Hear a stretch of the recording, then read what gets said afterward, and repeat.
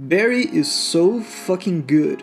In 2018, when I saw a Reddit thread about Barry, I thought, oh, okay, that sounds fine, I guess. And it was. I watched the whole thing in like 2 days.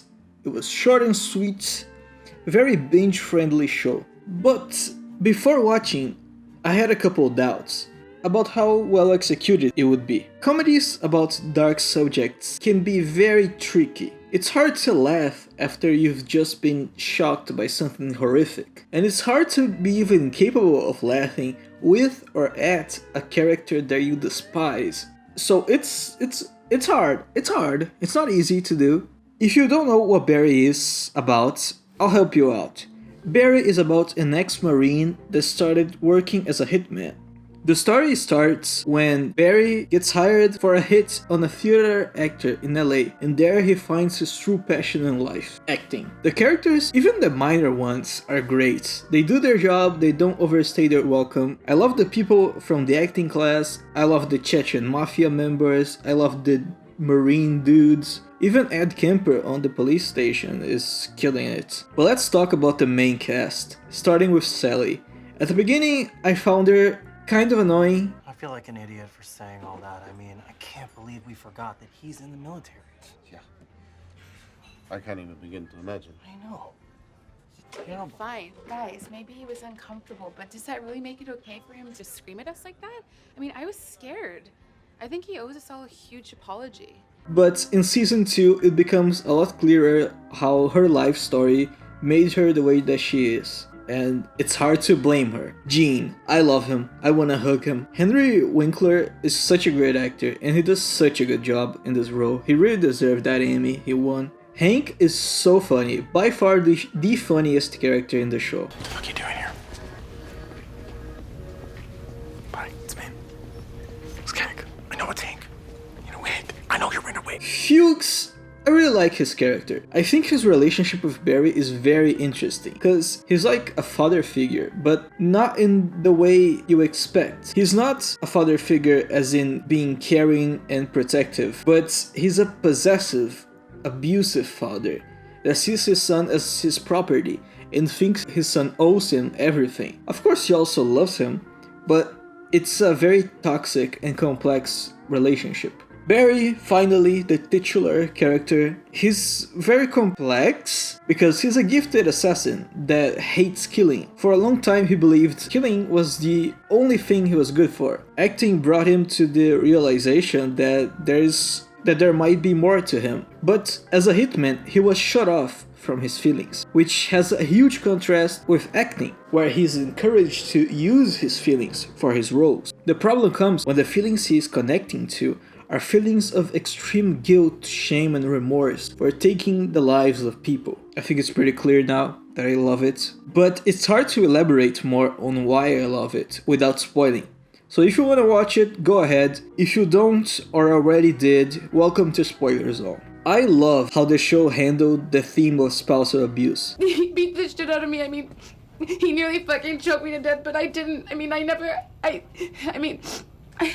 I think I curled into bed with him afterwards. And I think that I held him. I mean, I might have even said I love you, for fuck's sake. It's a very complex topic, and I think it was perfectly done. When it comes to abusive relationships, it's hard to justify why the victims stay for so long. But the cycle of abuse, followed by apology and love, is one that is extremely hard to escape. You said in the days afterwards, he would take care of you. So let's say that there's an incident like we were just talking about, and then you have marks on your face. In the next days, how would he treat you? It would be the best days of our relationship. He would stay home from training just to be with me, and we would watch all my favorite movies. He would go to the store and get all the snacks that I wanted. He would go get coffee for me. We would order, take in a delivery. He would just be around me and make sure that I was okay. Was he loving during those periods? Extremely loving. This is known in psychology as the cycle of abuse, or more specifically, Phase 3, sometimes referred to as the honeymoon stage. After an abusive episode, the abuser will often seek connection. They will act romantic, apologetic, and remorseful. The abused will primarily feel relief in that they are no longer being attacked, but they may also begin to feel a stronger connection to the abuser due to the abrupt switch of contrasting emotions. When intense fear and intimidation is directly followed by affection and warmth, the intimate nature of the latter can become significantly intensified. The abused will then feel reassured and hopeful about the relationship, and this denial approves the illusion of safety. During therapy, the counselor will often refer to this as the merry-go-round. The reason for this is because the cheerful image of an amusement ride is believed to make it less intimidating, and therefore easier to both spot and then accept when the cycle of abuse is occurring. You fucking idiot! Were you calling me? You calling me an idiot? Ah! I'm sorry. I'm so sorry. I saw you dancing with someone else and I got jealous. You're right, I'm a fucking idiot. No. I don't deserve you.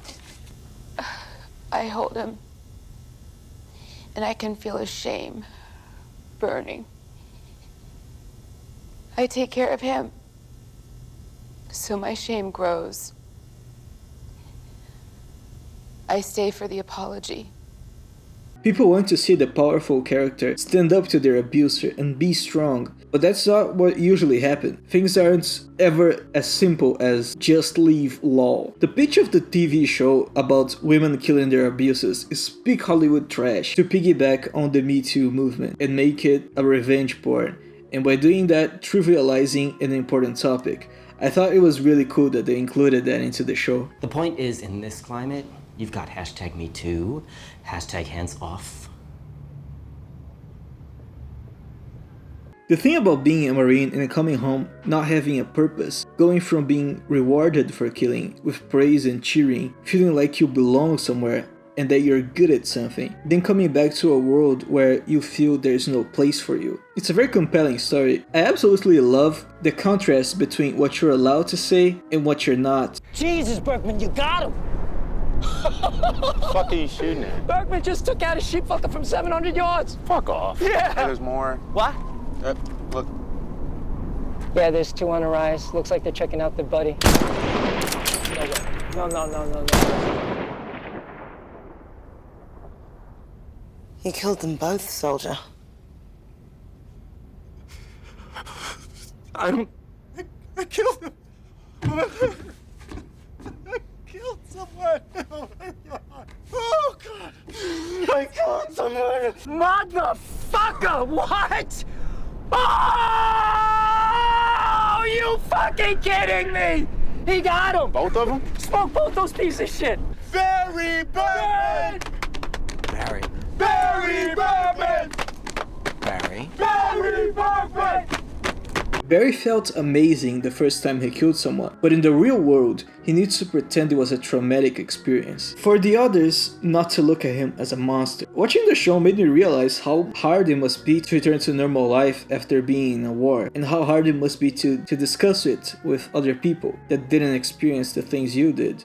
This is the story of the first time I took a life. I was at an OP with my best friend Albert. We had seen some suspicious activity, and Albert told me to take the shot. I did. It was the first time I ever felt a sense of purpose, a sense of community. First time I killed someone was the best day of my life. The scene Barry kills his Marine friend Chris is probably the best scene in the show so far. It's so dark, and the shift in Bill Hader's face when the Marine bro tells Barry he didn't tell his wife he was meeting him. Okay, what if I just turned myself in? Okay, they wouldn't know anything about you. Nothing about you. We're linked on Facebook, Chris. I met your wife. You go to the cops, they'll figure it out. They'll find me, all right? No, they won't, Yes, because will, they won't know anything. They'll find out about me, they'll find out about Fuchs, they'll find out about the acting class. Everyone will be dead. Well, I don't fucking care, Barry! I killed a guy! Okay, now you might be cool with this shit, but I'm not! I got a wife and I got a kid, okay? And then she fucking knew. She knew something was up. When I came home, she knew it. And then I lied to her and I told her that I was going to the gym just now, but when I go back, she's gonna know. She's gonna know something is up, okay? And it's gonna come out. So that's it. Why did you say that? Why did you Facebook me, dude? You're a fucking hitman, and then you fucking Facebooked me? Why'd you just say that? Was so perfectly executed. Such great acting by both dudes. Another great scene is Barry giving the Braveheart speech. It's amazing to see how the scene is being imagined in the middle of the desert, then having Gene walk into the war to call him out. I love the mixture of imagination with reality, and it was really great. One of my favorite scenes in the show. Really creative. I don't know. Gene seemed to remember what Hughes said, but Barry often seems to be backed into a corner and then the show just lets him off the hook. Which I'm fine with, because Barry is also a comedy, so I'm not expecting a grounded story. It's possible Gene won't believe Hughes. I hope he gets back on his feet and continues to be his usual lovable character that he has been in the first 2 seasons, because if he changes a lot, it would be warranted, but it would make me sad because I love him when he's goofy and funny and lovable, more than when he's serious and sad. Barry hates Hughes and wants to kill him, which is also warranted. But it also makes me sad because I loved watching those two interact. It was funny and sometimes wholesome too. Barry killed a whole army by himself, which really tested my suspension of disbelief, since he didn't seem like a godlike assassin before. He wasn't by any means bad at it, but I don't think he was this good. He wouldn't have taken out the whole stash house by himself in season 1. He needed Taylor's help. So I don't know, but what I wanted to say is, he got very affected killing the cop lady and his bro, so I don't know how he's gonna deal with killing his Chechen broskies, especially the prodigy one. Hank was also supposed to be replaced. He probably won't, but I wonder if killing his whole army might be enough reason for him to tell everyone in Chechnya that Barry did it. I assume new characters are coming, and I just hope they continue being as great as they have been in the past 2 seasons. And that's all I gotta say. Watch Barry through whatever means you have access to. It is very worth it. I don't really like giving ratings, but if I were to rate based on my enjoyment of the show, I'd give the show a 9 out of 10, with 10 being probably Breaking Bad or the season 1 of True Detective. But this is it. This is all I have for today. Hope I upload more often, but it is what it is. Goodbye.